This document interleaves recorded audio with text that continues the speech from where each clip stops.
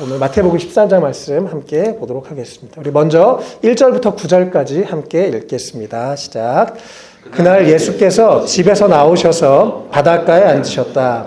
많은 무리가 모여드니 예수께서는 배에 올라가서 앉으셨다. 무리는 모두 물가에 서 있었다. 예수께서 그들에게 비유로 여러 가지 일을 말씀하셨다. 그는 이렇게 말씀하셨다. 보아라, 씨를 뿌리는 사람이 씨를 뿌리러 나갔다. 그가 씨를 뿌리는데 덜어는 길가에 떨어지니 새들이 와서 그것을 쪼아 먹었다.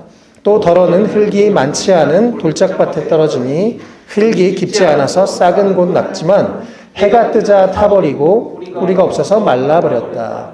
또 덜어는 가시덤불에 떨어지니 가시덤불이 자라서 그 기운을 막았다. 그러나 덜어는 좋은 땅에 떨어져서 열매를 맺었는데 어떤 것은 100배가 되고 어떤 것은 60배가 되고 어떤 것은 30배가 되었다. 귀 있는 사람은 들어라. 아멘. 예. 계속 예수님께서 우리 사실 11장부터 해서 하나님 나라에 대한 말씀을 계속 집중적으로 하고 계십니다. 오늘 23장에서도 여러 가지 비유를 통해서 예수님은 하나님 나라에 대해서 설명을 하고 계십니다. 사실 유대인들이 생각하고 있었던 하나님 나라, 그들이 생각하고 있었던 메시아는 주님의 생각과는 많이 달랐습니다. 유대인들은 우리가 선민사상을 가지고 우리만 잘 되면 된다라는 생각들을 가지고 있었습니다. 또 메시아가 왔을 때 이 로마의 압제에 있었던 우리나라를 실제로 정치적으로 자유를 주는 그런 메시아를 원하고 있었습니다. 그리고 이들에게는 별로 이방인들, 다른 사람들은 별로 중요하지 않았어요. 자기 민족들의 선민사상이 중요했습니다. 그런데 예수님이 여기서 계속 말씀하시는 하나님 나라는 보편적인 하나님 나라, 민족을 넘어서서 누구나 올 수 있는 하나님 나라. 또 내가 민족이라, 내가 유대 혈통이라서, 유대인이라서 구원받는 게 아니라 개인적으로 내가 예수님을 받아들인 그 믿음으로 개인적으로 하나님 나라에 들어올 수 있다라고 예수님이 그렇게 말씀하시는, 예수님이 말씀하신 하나님 나라와 유대인들이 생각했던 하나님 나라, 그런 차이가 있는데요. 오늘은 예수님이 비유를 통해서 하나님의 나라에 대해서 여러 가지 말씀을 하십니다. 제가 전에도 설명했지만 우리가 그냥 사실 너무 설교로 많이 들었던 내용들입니다. 그런데 우리가 너무 설교에 의존되어 있기 때문에 우리가 눈으로 직접 말씀을 보고 또 예수님의 비유가 전혀 어렵지 않습니다. 그래서 함께 이것들 우리가 눈으로 확인하면서 또 주님의 뜻을 알아가는, 우리가 하나님 나라의 백성으로 또 살아가는 우리가 됐으면 좋겠습니다. 1절에 예수님께서 그날 집에서 나오셨다고 말씀하시죠. 그래서 12장에 지난주에는 원래 안식일에 대한 이 논쟁에 대한 얘기하시면서 예수님이 바리새인들과 많은 대화를 나누셨죠.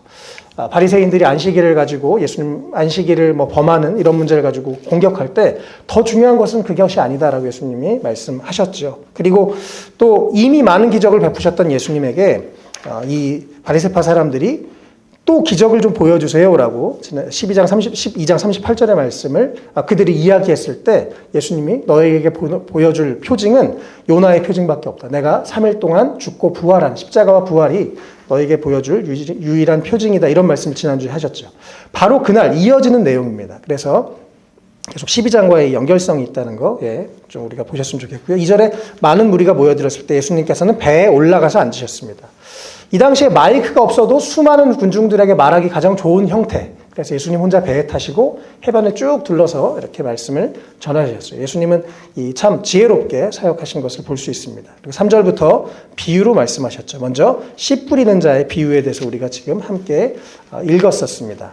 씨를 뿌렸는데 어떤 씨는 길가에 떨어졌는데 새들이 먹었고 또 어떤 씨는 흙이 많지 않은 돌짝밭에 떨어져서 금방 뿌리가 없어져서 말랐고 또 가시덤불에 떨어져서 잘 열매가 맺지 않았고 좋은 땅에 떨어졌을 때 100배, 60배, 30배 이런 열매가 맺히게 됐다라고 비유의 말씀을 먼저 그렇게 하셨습니다. 10절부터 17절까지요. 우리 계속 읽도록 하겠습니다. 시작. 제자들이 다가와서 예수께 말했다. 어찌하여 그들에게는 비유로 말씀하십니까? 예수께서 그들에게 대답하셨다. 너희에게는 하늘나라의 비밀을 아는 것을 허락해 주셨지만 다른 사람들에게는 그렇게 해주지 않으셨다. 가진 사람은 더 받아서 차고 남을 것이며 가지지 못한 사람은 가진 것마저 빼앗길 것이다. 내가 그들에게 비유로 말하는 이유는 그들이 보아도 보지 못하고 들어도 듣지 못하고 깨닫지도 못했기 때문이다. 이사야의 예언이 그들에게서 이루어지는 것이다. 너희가 듣기는 들어도 깨닫지 못하고 보기는 보아도 알아보지 못할 것이다. 이 백성의 마음이 무디어지고 귀가 먹고 눈이 감기어 있다. 이는 그들로 하여금 눈으로 보지 못하게 하고 귀로 듣지 못하게 하고 마음으로 깨닫지 못하게 하고 돌아서지 못하게 하여 내가 그들을 고쳐주지 않으려는 것이다. 그러나 너희의 눈은 지금 보고 있으니 복이 있으며 너희의 귀는 지금 듣고 있으니 복이 있다. 그러므로 내가 진정으로 너희에게 말한다. 많은 예언자와 의인이 너희가 지금 보고 있는 것을 보고 싶어 하였으나 보지 못하였고 너희가 지금 듣고 있는 것을 듣고 싶어 하였으나 듣지 못하였다. 아멘. 예수님이 비유로 말씀하셨던 이유에 대해서 여기서 설명하고 계시죠. 아까 앞부분도 어렵지 않으셨죠? 그냥 사실 다 한국말로 써 있는 내용이었습니다. 제자들에게 왜 비유로 말씀하시냐고 예수님 물어봤을 때 예수님이 너희에게는 하나님 나라의 비밀을 아는 것을 허락해 주셨지만 다른 사람에게는 그렇게 해주지 않으셨다라고 말씀하시죠. 그러면서 이사야 말씀 6장 9절에서 10절에 이 예언이 성취되었다라고 말씀하십니다. 사실은요, 그런데 이 당시에 유대인들에게 이미 예수님은 복음도 전하셨고 기적도 많이 베푸셨었습니다. 그런데 그들이 듣고 싶어 하지 않았어요. 그들이 보고 싶어 하지 않고 자신들의 그 생각을 내려놓지 않았습니다. 그리고 자신들이 생각하는 메시아, 자신들이 생각하는 하나님 나라, 자신들이 생각하는 방식의 그런 정치적인 자유 이런 것을 유대인들은 원했었던 거죠. 그런데 예수님은 이미 오셔서 하나님 나라를 말씀하시고 선포하셨지만 사실은 그래서 그들이 듣지 않는. 그래서 언제나 그런 것 같습니다. 하나님께서 우리에게 복음의 기회를 주실 때 제가 어제도 중국 분들이랑 이렇게 말씀을 전하면서 처음 예수님 만난 얘기들을 막 각자 나눴는데 제가 예전에 누가 와서 저한테 전도했을 때 저는 안 믿었어요. 안 들었어요. 그런데 그것이 몇 번 되면서 듣게 됐어요 라고 말하시는 것들을 보게 됐습니다. 하나님이 그들의 눈을 다 닫아가지고 너네는 평생 지옥 갈 거야.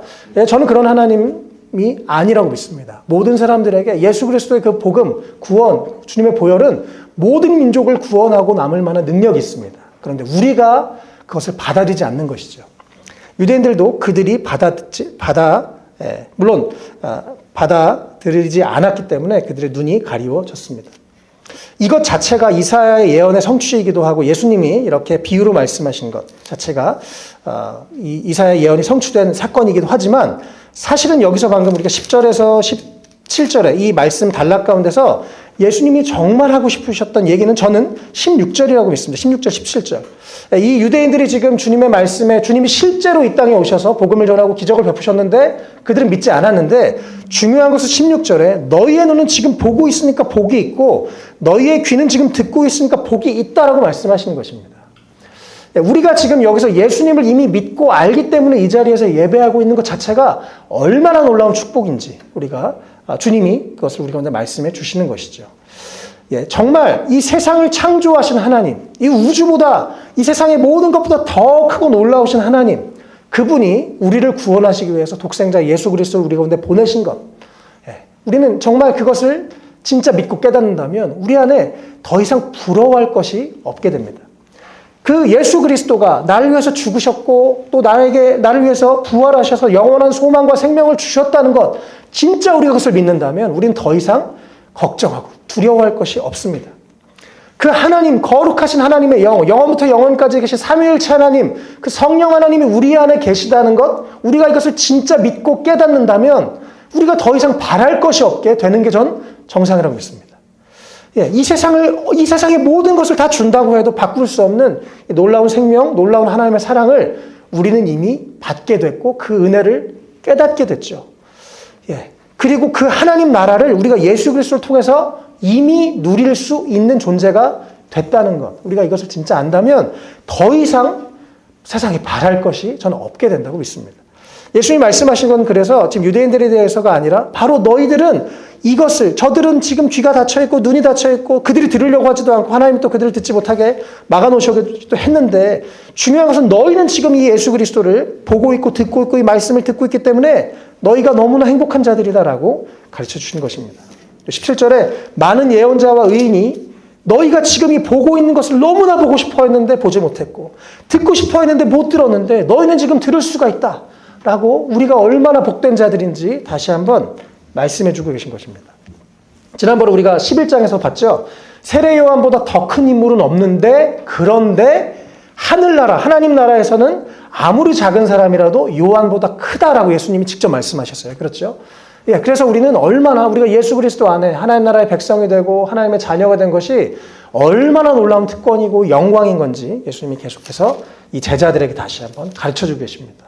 예, 우리도 그렇습니다. 다시 한번 오늘 예배하면서 주님 앞에 나와서 내가 받은 은혜가 얼마나 크고 놀라운지 다시 한번 기억하시고 감사하시면 좋겠습니다. 이 세상의 것 뭐 없어도 됩니다. 네, 큰 문제 없습니다. 이 세상 유한한 세상입니다. 물론 우리가 이 세상에서도 믿음으로 또 하나님의 영광을 위해서 잘 살아야겠죠. 그러나 없어도 괜찮은 것들, 네. 없어도 별로 안 깊은 것들. 네. 그러나 우리 주님 가장 귀하고 가장 존귀하신 분이 우리 주님이라는 것, 또 우리가 그 안에서 이미 하나님 나라의 백성이 됐다는 것 우리가 꼭 기억하시고 다시 한번 감사하시면 좋겠습니다. 예, 18절부터 23절까지 예수님은 사실요, 예수님이 비유로 얘기하신 걸 막 저 사람들 못 알아듣게 막 우리만 비밀 얘기하신 게 아닙니다. 사실은 추상적인 얘기를 어떤 비유를 가지고 더 잘 이해할 수 있도록 설명해 주신 것입니다. 단지 유대인들이 들을 마음이 없었기 때문에, 믿음이 없었기 때문에 못 들은 것이죠.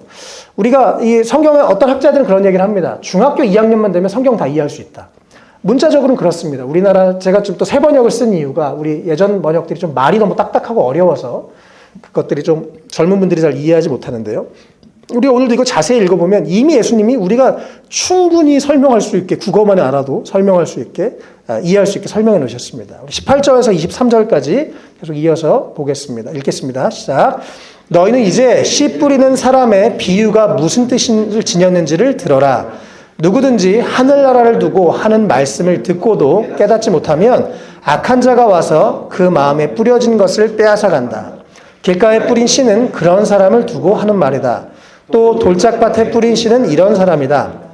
그는 말씀을 듣고 곧 기쁘게 받아들이긴 하지만 그 속에 뿌리가 없어서 오래가지 못하고 말씀 때문에 환난이나 박해가 일어나면 곧 걸려 넘어진다. 또 가시덤불 속에 뿌린 씨는 이런 사람이다. 그는 말씀을 듣기는 하지만 세상의 염려와 재물의 유혹이 말씀을 막아 열매를 맺지 못한다.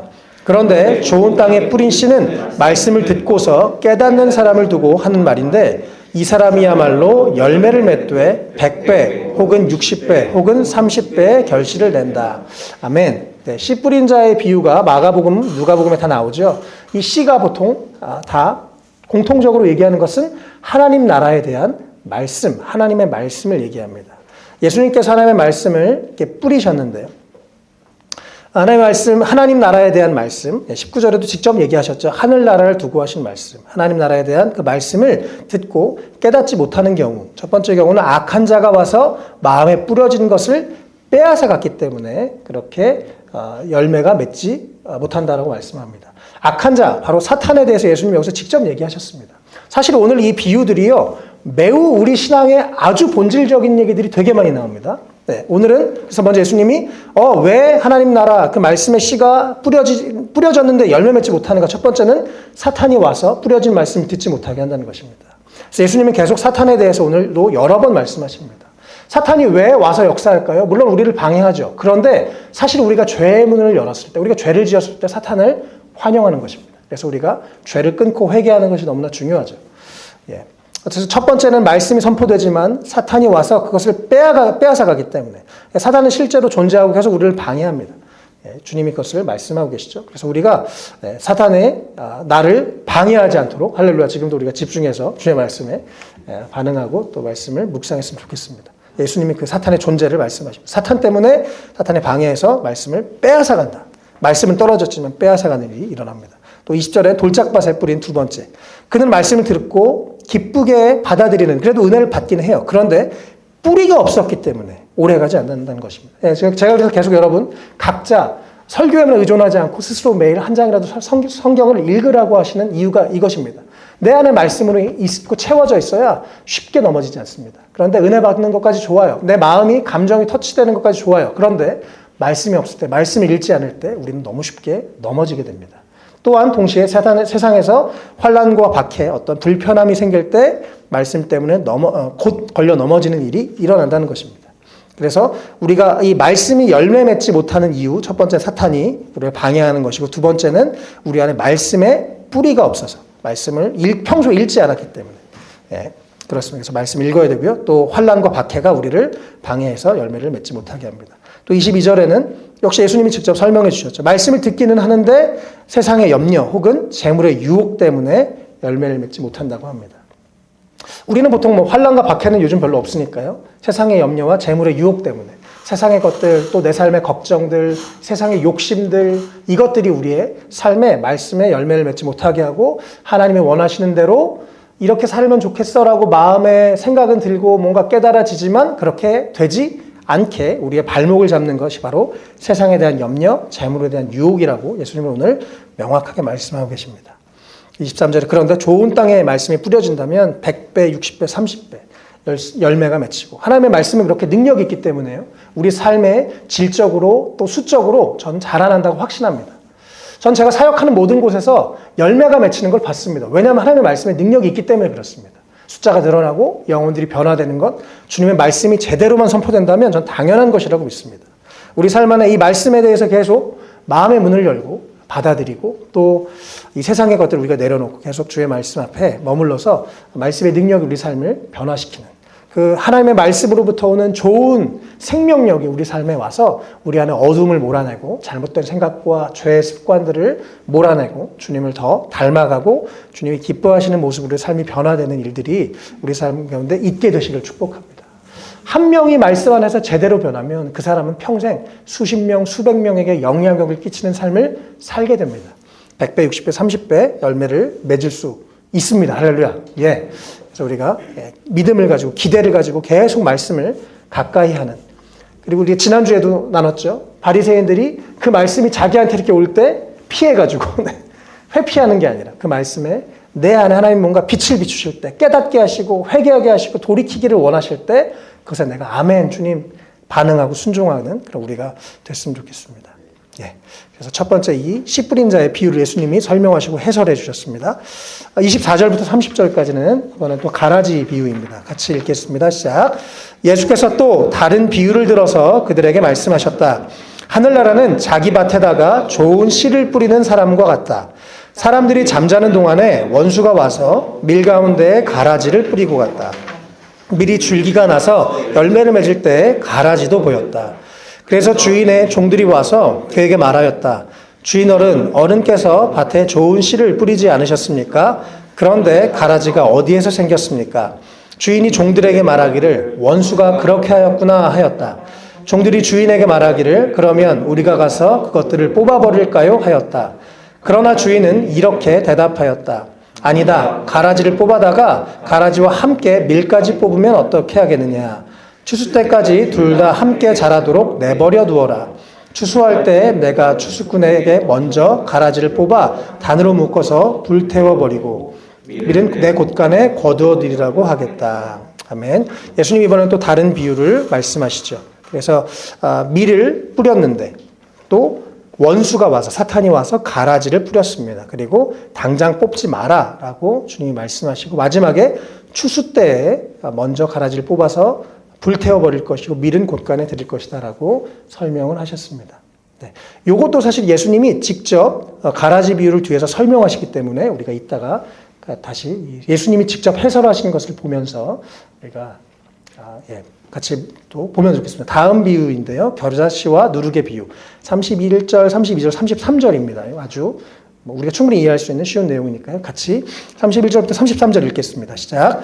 예수께서 또 다른 비유를 들어서 그들에게 말씀하셨다. 하늘나라는 겨자씨와 같다. 어떤 사람이 그것을 가져다가 자기 밭에 심었다. 겨자씨는 어떤 씨보다 더 작은 것이지만 자라면 어떤 풀보다 더 커져서 나무가 된다. 그리하여 공중의 새들이 와서 그 가지에 깃들인다. 예수께서 또 다른 비유를 그들에게 말씀하셨다. 하늘나라는 누룩과 같다. 어떤 여자가 그것을 가져다가 가루서 속에 살짝 섞어 넣으니 마침내 온통 부풀어 올랐다.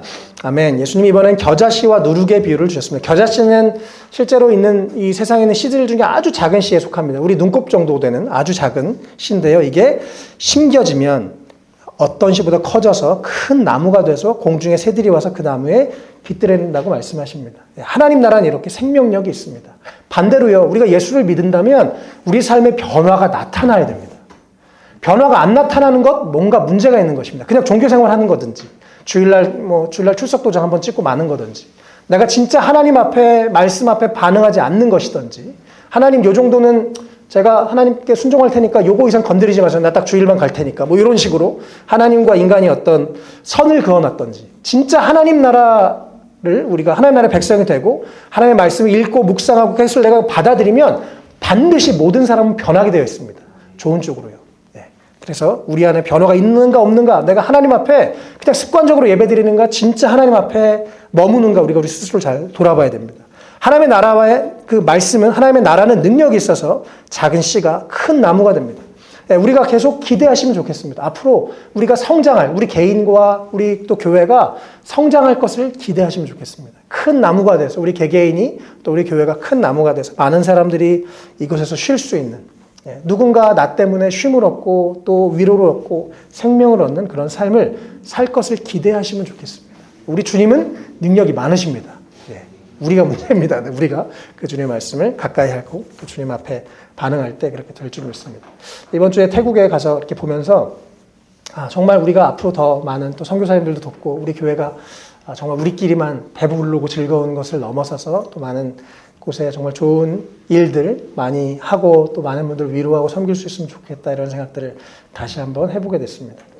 33절에도 비슷한 맥락의 이야기죠. 이번에 누룩입니다. 빵을 반죽할 때 누룩 이스트를 넣을 때 이렇게 부풀어 올라가는 것이죠. 이 당시에 예수님이 이 땅에 오셔서 천국 복음을 전하시고 12제자와 함께 하나님 나라를 시작하셨습니다. 참 너무 보잘것없는 일이었죠. 그런데 지금 그 작은 일이 지금 전 세계의 수많은 사람들에게 영향을 끼치고 있습니다. 지금도 수십억의 사람들이 예수 그리스도를 믿고 있고요. 네. 그 하나님 나라는 계속 확장하는, 역동적으로 확장하는 그런 힘이 있습니다. 네. 지금도 그래서 열방에서 또 복음을 열심히 전하는 선교사님들이 있고요. 또 이렇게 주님의 교회를 섬기는 사역자들이 있고 또 각자 믿음으로 사는 많은 하나님의 사람들이 있죠. 예. 이번 주에 제가 또 그 태국에서 중국 크리스천들 만났는데 처음 만난 사이인데 우리가 함께 한 예수 그리스도를 믿는다는 이유로 보면 서로 너무 반갑고 또 그들이 막 주님을 사랑하는 모습을 보면서 너무 저도 기쁘고 그런 모습들을 보았습니다. 네. 우리가 이렇게 이 생명력 있는 하나님 나라 안에 이미 들어와 있고 또 우리가 그 하나님의 나라의 생명력이 우리의 삶에 계속 나타나는 은혜가 있으면 좋겠습니다. 네. 34절, 35절 같이 읽겠습니다. 시작. 예수께서 이 모든 것을 비유로 무리에게 말씀하셨다. 비유가 아니고서는 아무것도 그들에게 말씀하지 않으셨다. 이것은 예언자를 시켜서 하신 말씀을 이루시려는 것이었다. 나는 내 입을 열어서 비유로 말할 터인데 창세 이래로 숨겨둔 것을 털어놓을 것이다. 아멘. 네.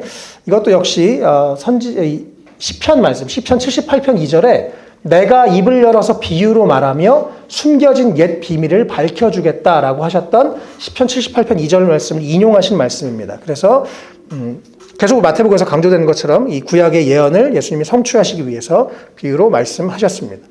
근데 이게 여기도 분명히 이게 비유를 꼭 누군가를 속이려고 막 숨겨두려고 한 것이 아니라 창세 이래 숨겨둔 비밀을 오히려 털어놓으려고 비유로 말씀하셨던 것을 볼 수가 있습니다. 네, 36절부터 43절까지 아까 이 밀과 가라지 비유를 이번에는 설명하시는 모습인데요. 물론 예수님이 여기서 모든 사람들에게 그것을 해설하신 것은 아니고 제자들에게 해설해 주셨던 내용인데 역시 우리가 또 이것을 함께 또 보면서 가라지 비유의 예수님의 해설을 함께 보겠습니다. 36절부터 43절입니다. 시작. 그 뒤에 예수께서 무리를 떠나서 집으로 들어가셨다. 제자들이 그에게 다가와서 말하였다. 밭에 가라지 비유를 우리에게 설명하여 주십시오. 예수께서 말씀하셨다. 좋은 씨를 뿌리는 이는 인자요, 밭은 세상이다. 좋은 씨는 그 나라의 자녀들이요, 가라지는 악한 자의 자녀들이다. 가라지를 뿌리는 원수는 악마요, 추수 때는 세상 끝날이요, 추수꾼은 천사들이다. 가라지를 모아다가 불에 태워버리는 것과 같이 세상 끝날에도 그렇게 할 것이다.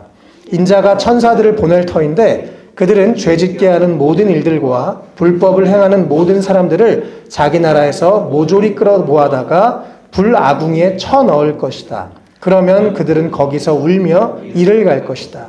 그때 의인들은 그들의 아버지의 나라에서 해와 같이 빛날 것이다. 귀 있는 사람은 들어라. 아멘. 예수님께서 직접 설명해 주십니다. 보통 이단들이 이런 거 가지고 뭐 추수꾼이 어쩌고저쩌고 막 이렇게 하는데요. 성경만 자기가 제대로 봐도 그래서 이단에 빠지지 않게 됩니다. 예수님이 밭에 가라지 비로 설명하시죠. 먼저 좋은 씨를 뿌린 이가 바로 인자. 예수님이 좋은 씨를 뿌린 분이십니다. 예수님이 계속 하나님 나라에 대해서 말씀을 전하셨죠. 밭은 세상입니다. 그래서 예수님은 세상에 오셔서 하나님의 말씀을 뿌리셨다는 것이죠.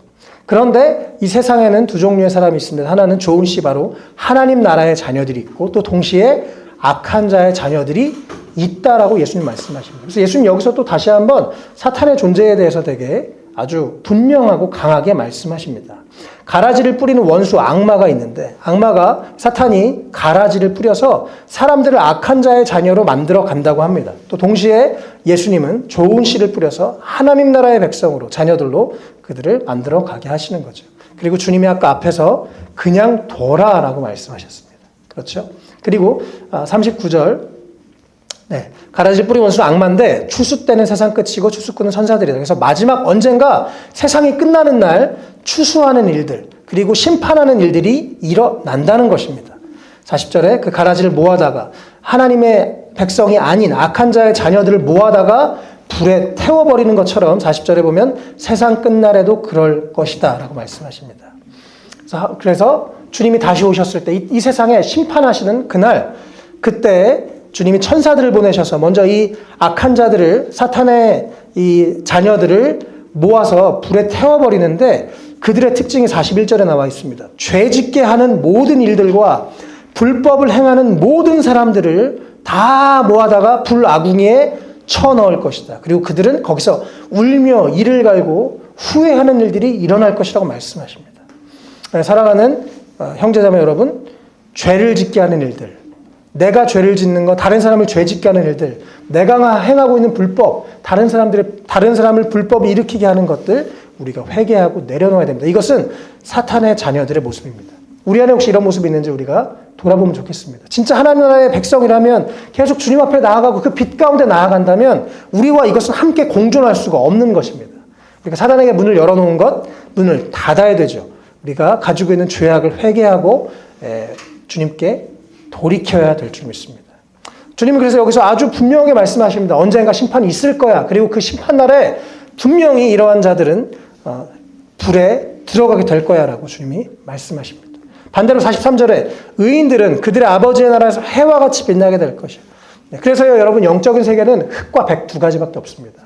우리가 지금 하나님의 자녀로 살고 있는지, 또 이 세상의 사탄의 자녀로, 죄의 자녀로 살고 있는지 우리가 잘 스스로를 돌아봐야 됩니다. 그리고 우리가 언제가 그때가 될지 모르기 때문에 회개하고 돌이켜서 하나님 나라의 자녀로서 살아가야 되는 것이죠. 우리 안에 예수님이 이 비유로 말씀하신 거, 사실은 이거 되게 지금 무서운 얘기, 또 아주 본질적이고 중요한 얘기 하는 것입니다. 천국이 있고 지옥이 있고 심판이 있을 것이다. 하나님의 자녀가 있고 사탄의 자녀가 있을 것이다. 너희 지금 어디에 설 것이냐.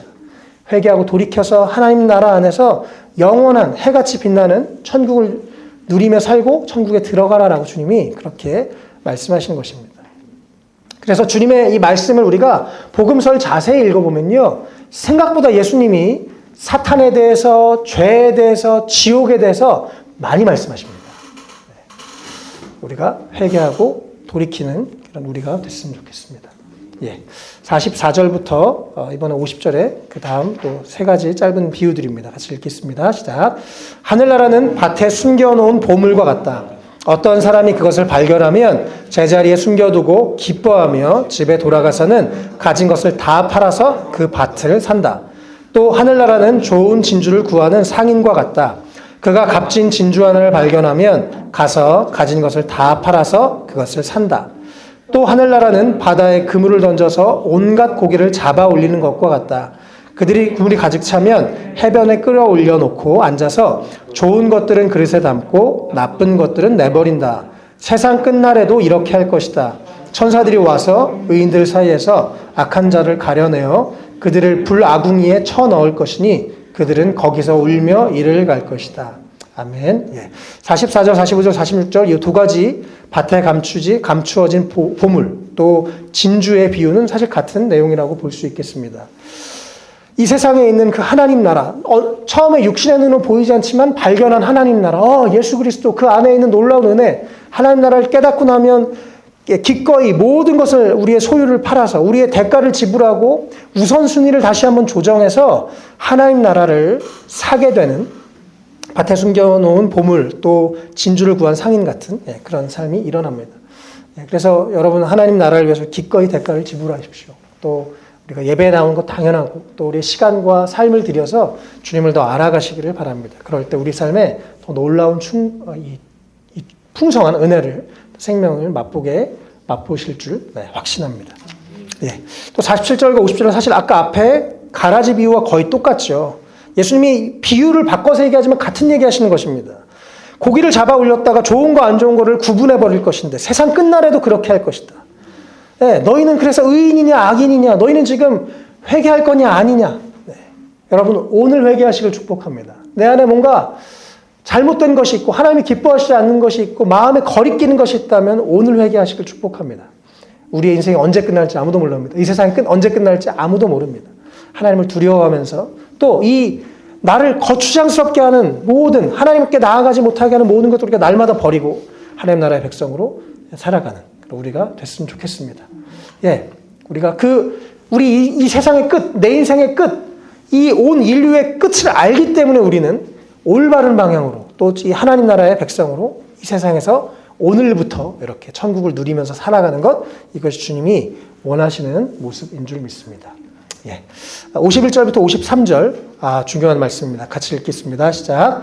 예수께서 제자들에게 너희가 이것들을 모두 깨달았느냐 하고 물으시니 그들이 예 하고 대답하였다. 예수께서 그들에게 말씀하셨다.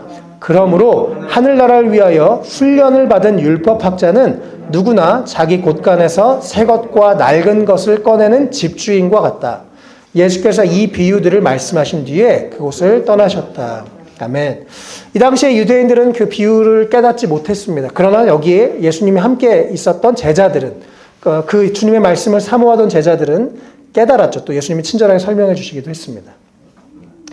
그 제자들에게 깨달았냐 물으니까 제자들이 예라고 얘기하셨죠. 그렇다면 22절에 그러므로 너희가 진짜 이거 깨달았다면 천국이 있고 지옥이 있고 심판이 있고 사탄이 있고 너희가 하나님 나라의 백성으로 살아갈 수도 있고 또 사탄의 자녀로 살아갈 수도 있고 너희가 지금 이 받은 은혜가 얼마나 영광스럽고 놀라운 것인지 깨달았다면 52절에 사실 오늘 이 본문의 가장 중요한 결론인데요. 하늘나라를 위하여 훈련을 받은 율법학자. 번역이 아쉬워요. 말이 좀 어려워요. 개역개정에서는 천국의 제자된 서기관이라고 되어 있었습니다. 또 NIV 영어 성경에 보면 하나님 나라, 하늘나라 안에서 제자가 된 율법학자라고 되어 있어요. 말이 조금 딱딱하고 어려운데요. 사실 어렵지 않습니다. 왜냐하면 영어로는 이게 제자라고 나와요. 제자. 너희가 예수님의 제자라면, 하나님 나라의 백성 안에서 제자라면, 그래서 여기 이제 훈련은 받을 율법학자라고 이렇게 번역을 그렇게 했는데요. 너희가 이 제자가 된 율법학자라면이라고 원래는 이렇게 영어 성경에는 되어 있습니다. 그래서 예수님이 여기서 얘기하고 싶으신 것은요. 너희가 진짜 이 하나님 나라의 존재를 알았고 너희가 하나님 나라의 백성이 됐다면 이제는 제자가 되어서 주의 말씀을 따르는 사람이 되어서 또 율법학자, 말씀을 계속 연구하고 말씀을 가르치는 사람이 되어서 자기 곳간에서 새 것과 낡은 것을 꺼내는 집주인처럼 된다라고 말씀하십니다. 제가 집주인이에요. 제 곳간에서 누군가에게 꺼내주는 것, 저의 자유입니다. 그렇죠? 제가 얼마든지 할 수 있는 일이고 그것은 너무 좋은 일이죠. 그래서 이 구약과 신약에 이 당시 유대인들은 구약의 그 율법 안에 갇혀 있었는데요. 이 예수님의 제자들을 이제 예수님이 오셔서 선포하신 하나님 나라의 백성들은 구약과 신약 전체를 통해서 알고 있는 그 진리를 꺼내서 사람들에게 전하라는 것입니다. 너의 것을 너희가 깨닫고 알게 된 것을 꺼내서 내가 소유한 것을 주라는 거예요. 다른 사람들한테. 내가 예수님을 진짜 믿고 깨달았다면 그것을 전해야 됩니다. 다른 사람에게. 내가 깨달은 하나님 나라에 대해서 전해줘야 됩니다. 내가 하나님 자녀로서 얼마나 행복한지 다른 사람한테 전해줘야 되는 것입니다. 사탄에 존재하고 우리가 사탄의 종이 되는 것이 얼마나 두려운 일인지 전해줘야 됩니다. 천국이 있고 심판이 있다는 거 다른 사람한테 전해줘야 되는 것입니다. 하나님은 죄와 불법을 싫어하신다고 다른 사람한테 전해줘야 되는 것입니다. 이것이 주님이 이 비유를 통해서 이 비유를 깨달은 먼저 믿음을 갖게 되고 하나님 나라에 들어온 사람들에게 원하시는 모습입니다. 너희는 하나님을 위해서 훈련받은 율법학자처럼 그렇게 율법학자가 되어서 말씀을 연구하고 말씀을 사랑하고 말씀을 가르치는 사람이 되어서 가지고 있는 것을 사람들에게 나눠 주라라고 말씀하시는 것입니다. 예. 그렇게 우리가 아는 것에서만 우리 어떤 종교 생활하고 그냥 나 이거 새로운 거 깨달았어. 자기 지식의 어떤 새롭게 알게 된 것으로만 만족하는 것 정말 잘못된 신앙입니다. 하나라도 알았다면 행동하고 하나라도 우리 저번에 마태복음 7장에서 예수님 말씀하셨죠. 행동하는 사람 예수님 계속 강조하셨죠. 알고 행동하고 알고 전하는 것 우리가 해야 될 몫인 줄 믿습니다. 예. 그래서 기회가 되는 대로 전도하고 선교하고 그런 우리의 삶이 됐으면 좋겠어요. 그렇게 예수님의 제자들에게 마지막으로 설명해 주셨습니다. 54절에서 58절 마지막 말씀인데요. 우리 같이 읽겠습니다. 예수께서 자기 고향에 가셔서 회당에서 사람들을 가르치셨다. 사람들은 놀라서 말하였다. 이 사람이 어디에서 이런 지혜와 그 놀라운 능력을 얻었을까? 이 사람은 목수의 아들이 아닌가? 그의 어머니는 마리아라고 하는 분이 아닌가? 그의 아우들은 야고보와 요셉과 시몬과 유다가 아닌가? 또 그의 누이들은 모두 우리와 같이 살고 있지 않은가? 그런데 이 사람이 이 모든 것을 어디에서 얻었을까? 그래서 그들은 예수를 달갑지 않게 여겼다. 예수께서 그들에게 말씀하셨다. 예언자는 자기 고향과 자기 집 밖에서는 존경을 받지 않는 법이 없다. 예수께서는 그들의 믿지 않음 때문에 거기서는 기적을 많이 행하지 않으셨다. 아멘. 예. 예수님이 좀 오늘 본문과 이 전체 비유와 좀 다른 내용이죠. 예수님이 고향이었던 나사렛에서 배척받던 모습입니다. 사실은 우리가 상식적으로 생각할 때 그럴 만도 하죠. 네.